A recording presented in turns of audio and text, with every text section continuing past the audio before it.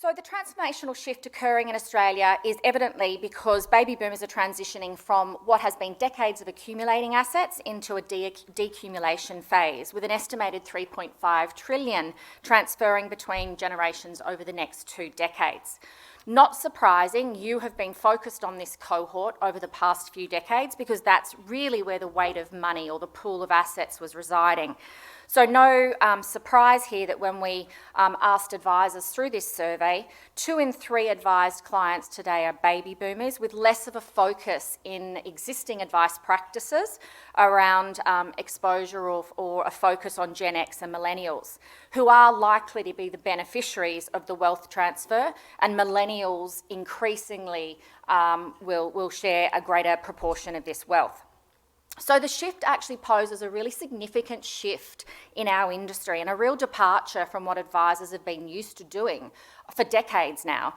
And so over the coming few decades will be an opportunity for advisors to either ignore or to embrace the opportunity that this wealth transfer and the coming generations, the up and coming generations, offer to the future value of your businesses. I've been very much involved with responsible investing for a long time, and as you can imagine, we've all sort of got the scars from skeptics. And I think when you talk to a lot of advisors, they very much are from that boomer, Gen X mindset, which maybe aren't really quite there yet. And I think one of the most important aspects of this is having an authentic approach as an advisor. My question to you then is, what are some of the elements, or what are the principles to help these advisors start developing an authentic approach? Yeah, thanks, Nathan.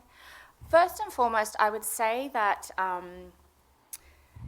yes, it is an older generation that's generally giving advice, baby boomer, so probably why you've also built up a baby boomer client base. What we're finding is younger advisors definitely are embracing RI in a much more proactive way, but also what we're finding is some of the most successful practices that are leaning into intergenerational wealth are actually thinking about the future of their business, the future service proposition, the future value, the future revenue streams, and actually bringing younger advisors through.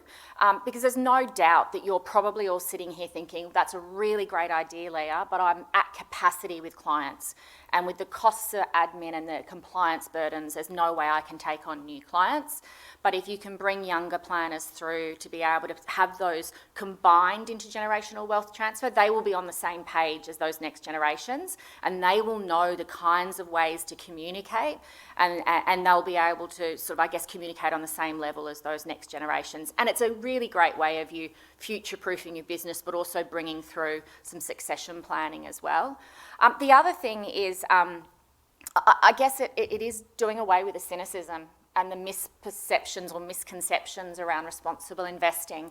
I like to liken it to any active management style.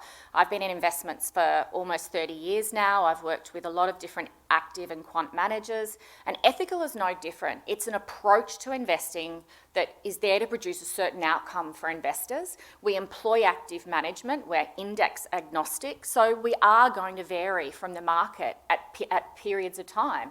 And last year, during a global energy crisis where we don't hold oil, coal or gas stocks, there's no doubt that we will differ. What we've seen in the last 6 months is small caps start to rebound from an undervalued position, tech come back, healthcare is still a little bit shaky in places, but we're starting to see the sorts of sectors that we invest in start to return, and you've seen a rebound as you would with any other active management style. Thanks, Leah.